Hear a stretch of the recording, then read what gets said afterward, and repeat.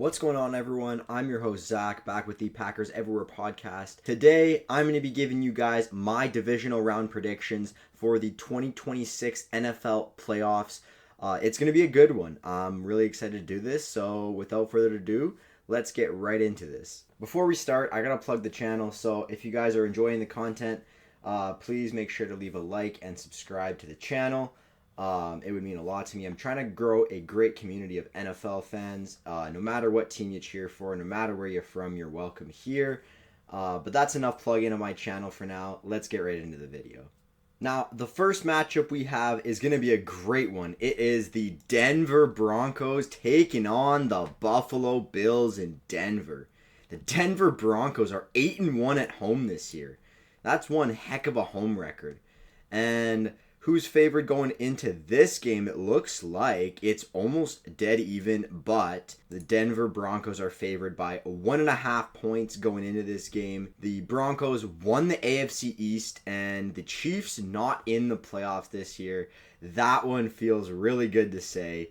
And Josh Allen and Bo Nix have both similar stat lines. Obviously, Josh Allen does a lot more with his legs than Bo Nix, but don't sleep on Bo Nix. He's really great. J.K. Dobbins is the leading rusher for the Denver Broncos this year, and he's been on IR for like 5 weeks at least, so that's pretty impressive. Shout out J.K. Dobbins. James Cook had himself a season, racking up 1,600 yards on the ground, and Khalil Shakir led the Bills in receiving with 700 yards, Cortland Sutton with 1,000. And obviously where it's at is this Denver Broncos defense. Nick Bonito, very underrated. No one really talks about him. 14 sacks this year. Say what you want about scheme, but that's absolutely fantastic. Fantastic for a guy you don't talk about a lot. Greg Rousseau is questionable with 7 sacks, leading the Bills in pressure this year.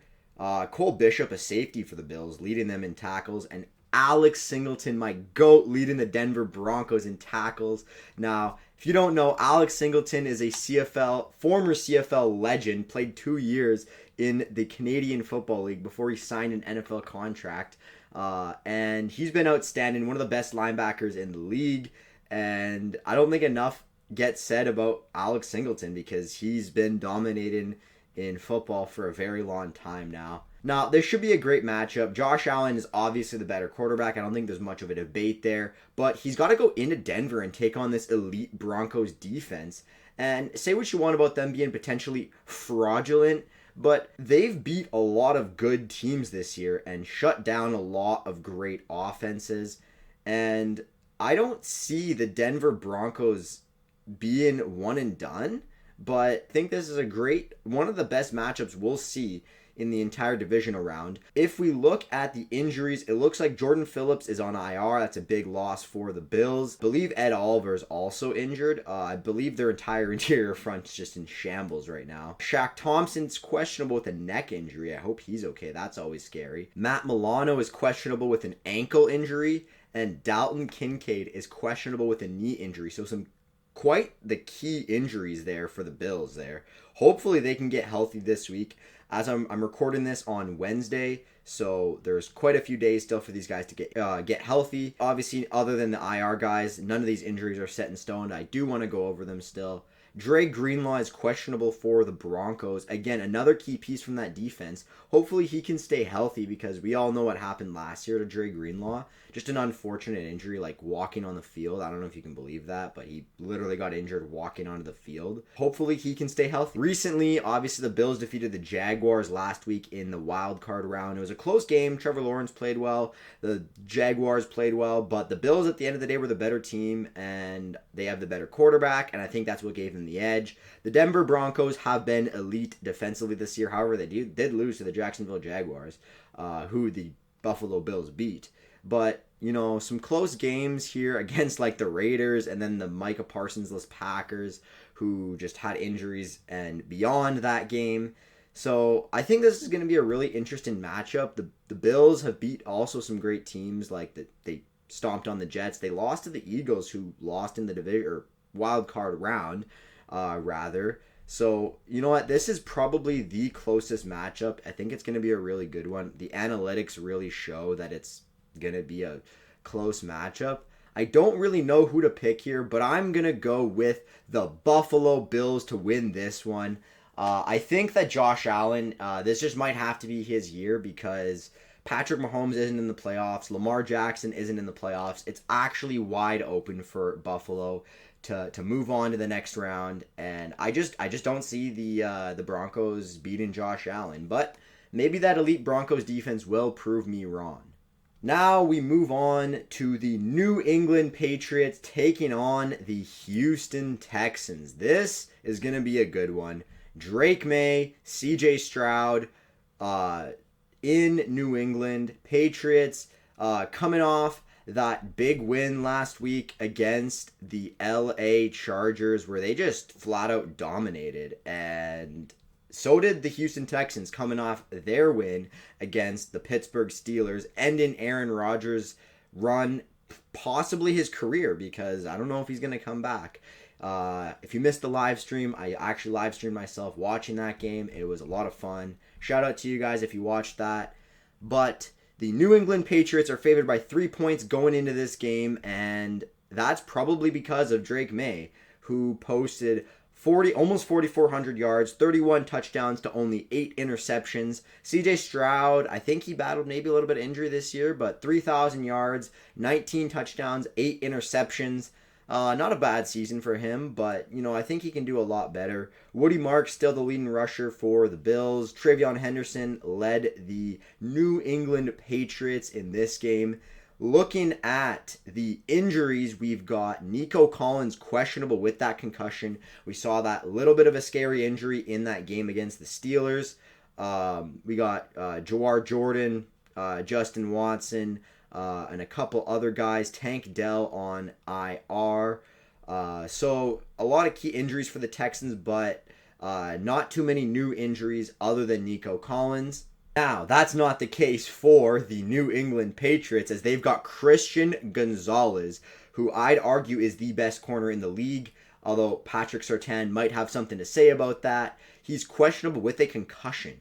So a lot of guys struggling with concussion issues, as obviously the NFL is cracking down on concussions and player safety these days. Matt Collins on IR and a couple other guys here. If we compare some of the team stats in this game, obviously the New England offense much better than the Patriots offense. Both defenses surprisingly pretty close. Patriots defense under Mike Vrabel has been very good this year. I think that's a very underrated thing to look at when trying to pick a winner in this game.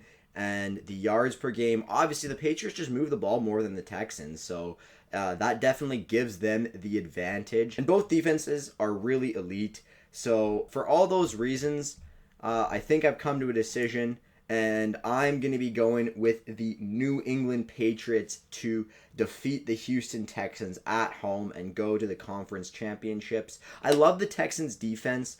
And I love CJ Stroud, but I just don't think their offense is good enough when these two defenses are both elite units. Obviously, the Texans' defense is better, but I think Drake May is going to be able to do just enough to lead the New England Patriots into the second round, or into the third round of the playoffs, into the conference championship to take on the Buffalo Bills, where we will get an all AFC East conference championship round. Moving on, we've got the Seattle Seahawks taking on the San Francisco 49ers. Now, this is a matchup I wish both teams could lose in as a Packers fan, but obviously that's not going to happen. One of these teams has to win, even though I hate both of these teams from the bottom of my heart. If you're a fan of these teams, I'm sorry. I don't dislike you at all, but I really dislike your teams, probably because you've embarrassed my Packers in the playoffs, so that's neither here nor there. Obviously, Sam Darnold, let's look at some of the leaders for the Seahawks because they got a first-round bye and we didn't do this last week. Sam Darnold had an okay season, 4,000 yards, 25 touchdowns, did throw 14 interceptions, so a few too many turnovers than Sam Darnold would like, so hopefully that doesn't carry on into the playoffs. However, obviously that defense definitely did help them not be too far behind in turnover ratio because they were turning the ball over a lot. And Kenneth Walker led the Seahawks in rushes and rushing yards, but not touchdowns. Obviously, I'm going to guess that it's going to go to Zach Charbonnet because he snakes all the touchdowns. Jackson Smith and Jigba, what a season. almost 1,800 yards on only 120 receptions for 10 touchdowns. That is elite. That is a number one receiver right there, and definitely is a big reason why Sam Darnold performed the way he did. Similarly to how Sam Darnold helped Justin Jefferson have a career year last year.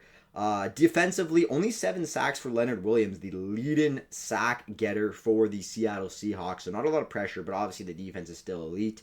Ernest Jones, the leading tackler for the Seattle Seahawks, and a lot of the same guys as you would expect to see from the San Francisco 49ers. Obviously, no Fred Warner here as their leading tackler. A little bit surprised here. And Clelin Ferrell, haven't heard that name in a while. The leading sack getter for the San Francisco 49ers with 4 sacks. And I thought the Packers pass rush was bad without Micah Parsons. Clelin Ferrell led your team in sacks? Sorry, I'm not trying to hate on Clelin Ferrell. He had a solid NFL career, but good grief, he's not elite. Looking at some of the injuries for the San Francisco 49ers, we've got D. Winters, questionable with a ankle injury. Trent Williams still questionable with a hamstring injury. I'm not sure if he played last week or not.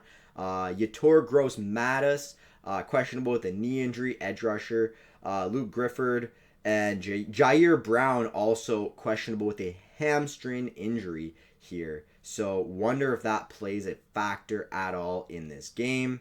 For the Seattle Seahawks, we've got Tyreek Woolen questionable with an oblique injury. DeMarcus Lawrence, shout out this legend. DeMarcus Lawrence obviously has had a great NFL career now in Seattle. Questionable with an Achilles injury. Elijah Arroyo on IR. Tyrese Knight questionable with a shoulder injury. And finally, Josh Jones questionable with a knee injury. Not sure if any of those guys, other than Reek Woolen or DeMarcus Lawrence, if they're out, will have a big impact on the Seahawks.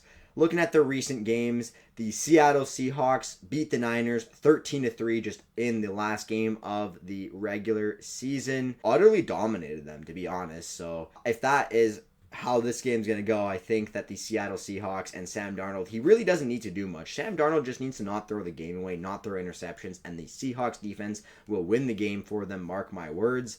The San Francisco 49ers beat the Eagles 23-19, who both teams kind of looked underwhelming in that game. I think a lot of fans wanted a little bit more from them. I'm not too high on San Francisco 49ers. This is a pretty easy decision for me. I'm going with the Seattle Seahawks to move on to the conference championship to take on the winner of the Bears and Rams. Now, moving on to that game in the Bears and Rams. This game being played at Soldier Field. The Bears just defeated the Green Bay Packers, who choked away in a super big lead in that game. And the Bears didn't look great. Caleb Williams didn't look great. 4.5-point underdogs going into this game, taking on MVP Matthew Stafford. You heard it here first. If Stafford doesn't win MVP, the league is just rigged. I don't know what to say. It's a pretty easy decision in my books. Caleb Williams had a great season. Not a great completion percentage, but still had a great season. The Bears' all-time passing leader, Caleb Williams. DeAndre Swift had a great year. All these guys for the Rams. The Rams have a great defense here.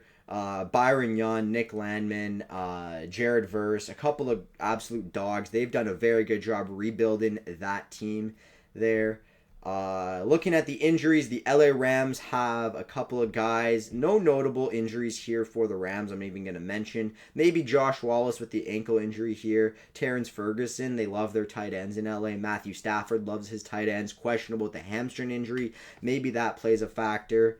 And for the Bears, C.J. Gardner-Johnson, questionable with a concussion. T.J. Edwards on IR with a lower leg injury. A couple other guys here whose names I can't pronounce are questionable with concussions. I'm not too high on the Chicago Bears in this game. I'm sure they'll play well. I'm sure it'll be a decent game. But the LA Rams did have a bit of a scare against Bryson and the Panthers, who played well. Matthew Stafford had a great game, and I'm pretty high on the LA Rams. I'm not worried about their close game against the Panthers because I do think the Panthers are better than their record showed, and I think they played a consistent game when they played the Panthers. I don't think that the Panthers, obviously they are an inconsistent team, but I don't think they're a bad one whatsoever, and they just happen to run into a good version of the Carolina Panthers. You know what they say, any given Sunday, anybody's game, right? So for all those reasons, I'm going to be going with the LA Rams here to move on to take on the Seattle Seahawks in the conference championships. So to summarize, we're going to be having all divisional matchups in our conference championships. How interesting would that be if we could get that? It's going to be the Bills and Patriots going to Foxborough, Massachusetts to take on the New England Patriots. Drake May, Josh Allen, two guys that were compared to each other a lot, especially when Drake May was young. And I think they have a lot in common. And then finally, we have the best defense in the league. Well, maybe second best. The Texans defense is pretty good, taking on MVP Matt Stafford in an NFC West matchup. I think it's going to be a good one no matter what happens. As long as the Bears don't win the Super Bowl, I'm a happy camper. But that's all I have for you guys today. I hope you guys enjoy this kind of content. If you do, I would really appreciate if you guys liked and subscribed. It would mean the absolute world to me.